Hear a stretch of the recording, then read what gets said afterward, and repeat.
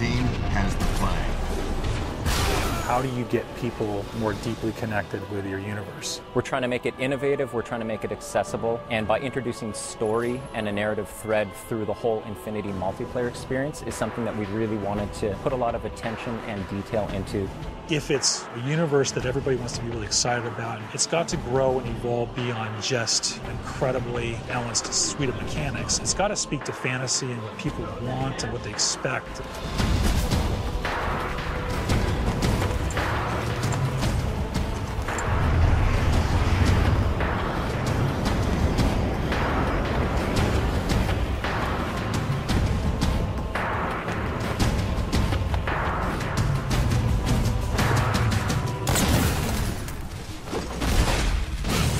Something we really wanted to do with Halo 4 was to bring a new perspective to Halo multiplayer.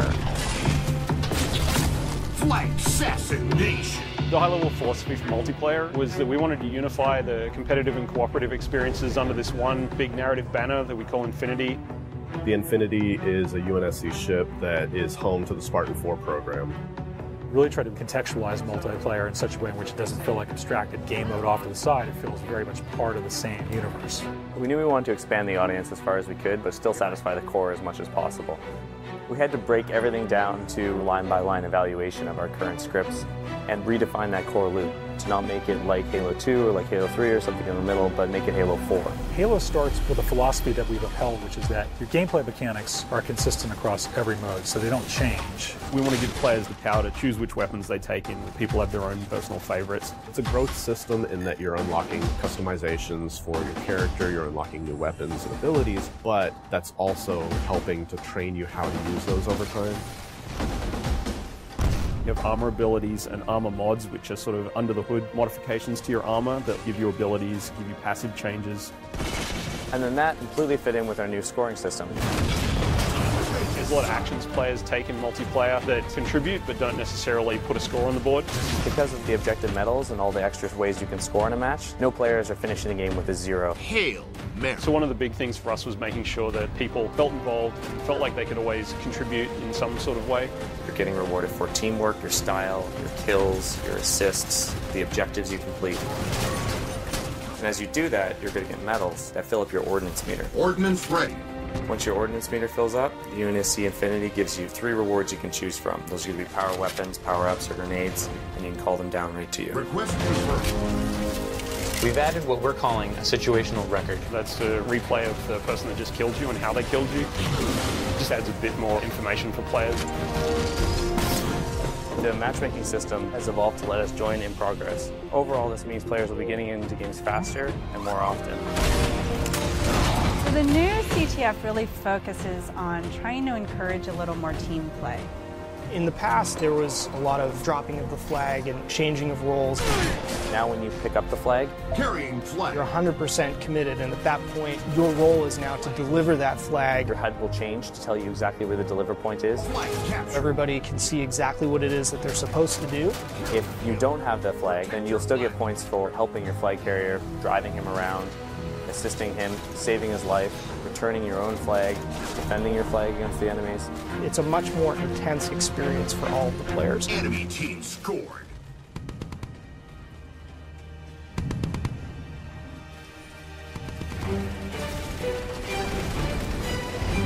Probably the biggest focal change is that we're trying to build more vehicle-friendly maps, and then to go with that, we've got a new mode called Dominion. Dominion is everything we loved about big team battle mixed with objective-based gameplay. You have lots of vehicles, big power weapons, large maps, but now there's bases. As you reinforce the bases, then shields will come up, or you'll be able to activate turrets to kind of reinforce those locations. It's kind of like territories, but with a little bit more of a twist. Territory control. One of the biggest challenges was trying to get vehicle and infantry play to work really well on a large map that had a lot of interior space. In Longbow, for example, all the bases in Dominion are fully thought out features in the map, and that really lets you get that break-in and defend gameplay. The idea was to try and make sure that if the team started here or here, the paths that they could take in between involved great pinch points, places where the vehicles would automatically run into each other and jump over each other.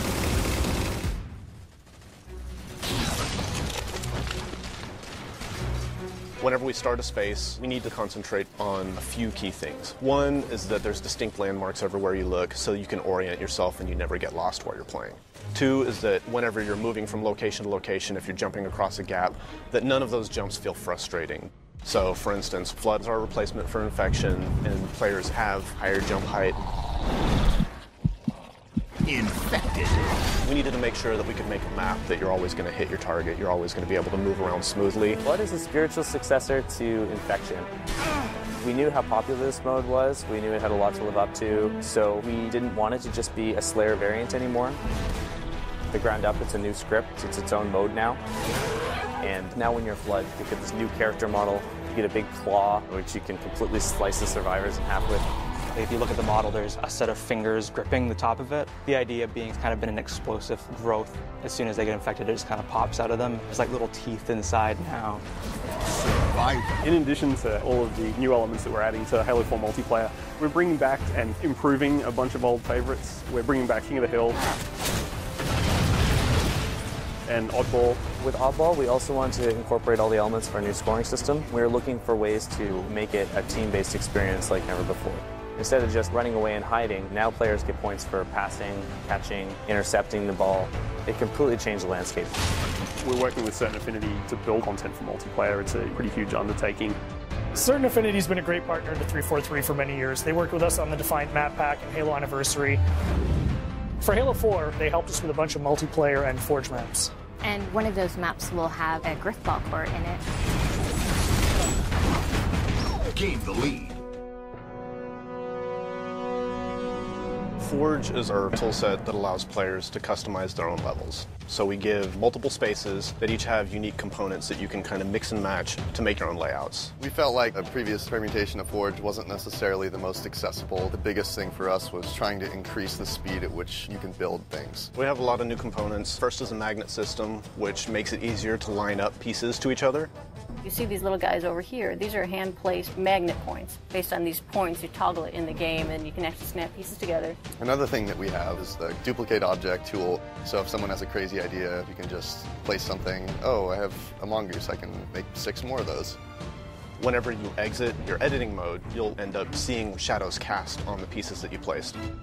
I can place a block sort of anywhere I want, and they'll just sit there. There'll be no shadow on the ground. It'll look kind of like it's floating, even though it's actually quite close to the ground. But then if I turn the lighting on, boom, you instantly get a shadow there. There's going to be things out there where we just end up scratching our heads being like, how did someone do that?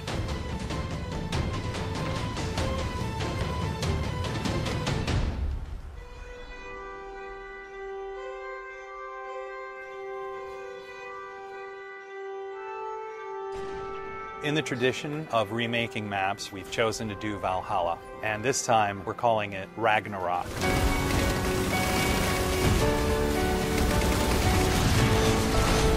It is almost identical to the original layout of Valhalla. We fine-tuned things for jetpack and things like that. But the biggest change to this map is the addition of the Mantis.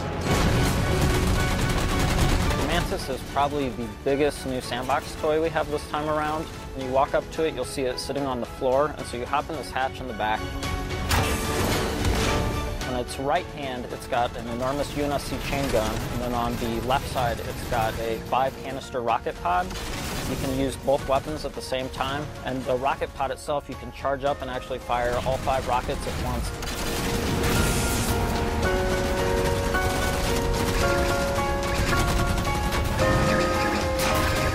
The other thing that's really sweet with it is it has a melee stomp.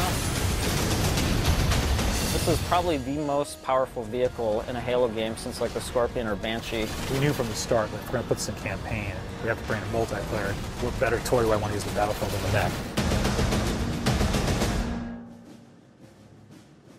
When you look at Halo's audience, you've got a group of players that really gravitates towards campaign, and then another group of players that really gravitates towards multiplayer. The idea of knitting together the narrative and this gameplay experience was the genesis of where Spartan Ops came from. The narrative thread through Spartan Ops is absolutely huge. 6 months after the events of campaign are over, the crew of the Infinity is going down to investigate Requiem. Some of the old hands here know what you're in for. The rest of you, you're due an education. Each week you have a new episode of the series that's continuing to tell this evolving story. And then you have these 5 missions that tie directly to that episode. And actually, in some cases, you have a direct impact on what's happening in the next week's episode.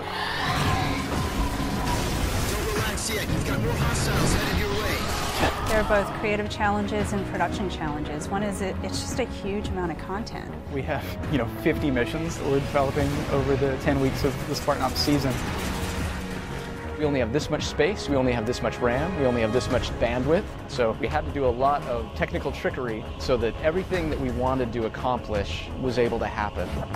We want you to feel invested as part of the story. We wanted players to feel like they're accomplishing something. You rise up through the ranks, and once you get up to 50, we have what are called specializations. Specializations are kind of the end game for your Spartan career. Each specialization has an armor set, a bunch of emblems, an armor skin, and probably the biggest thing is that you can also unlock an extra armor mod. You can actually have a little gameplay item. Are you a vehicle guy? Are you a sniper? Are you someone who wants to level up faster? We actually have a mod that lets you earn XP a bit faster. It's more about specializing how you play at that point rather than the core gameplay mechanics being modified. So all the choices that you're making carries into the Spartan Ops experience. I'm going to tune in every week. We'll experience the story together for the first time as friends, and then we'll go play together as friends. And so this sort of new version of the water cooler. Spartan Ops will be one of those pinnacle moments for us in the franchise of creating new expectation for gamers and really delighting people with just great new functionality.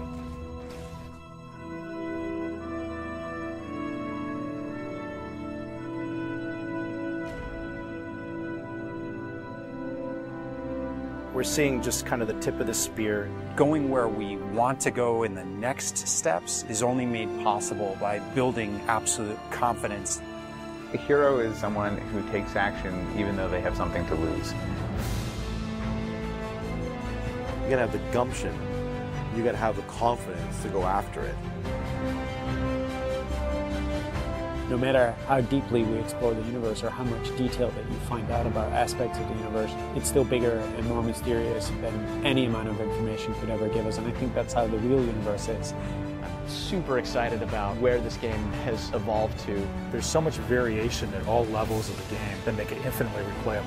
People play it and they say, man, that's great, I just want one more game, and another one, and just keep going. It has been sort of this puzzle that's come together person by person.